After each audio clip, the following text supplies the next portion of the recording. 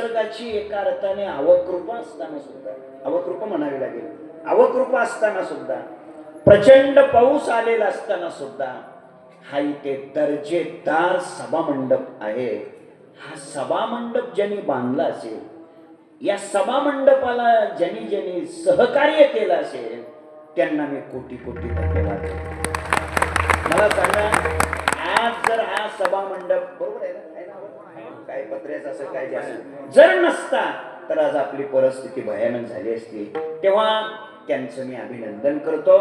आणि विशेष करून आजच्या कीर्तनात मला सर्वात महत्वाचा जर आनंद होत असेल तर मी इकडं पाहू द्या, इकडं पाहू द्या, इकडं पाहू द्या, वारकरी संप्रदायाचं कीर्तन ऐकायला एवढ्या प्रचंड संख्येने तरुण आलेले आहेत. त्या तरुण मुलांचं मी मनापासून अभिनंदन करतो. म्हणजे तुमचं तर अभिनंदन करतो काही प्रश्नच नाही, पण तुम्ही आलात हे विशेष नाही, नाहीतर आता पर्याय काय. पण तरुण मुलं कीर्तनाला आली, त्या सगळ्या तरुणांचं मी अभिनंदन करतो. आणि 9 ते 11चं कीर्तन 7 ते 9 वर ठेवलं आणि नंतर अन्नदान सुरू केलं.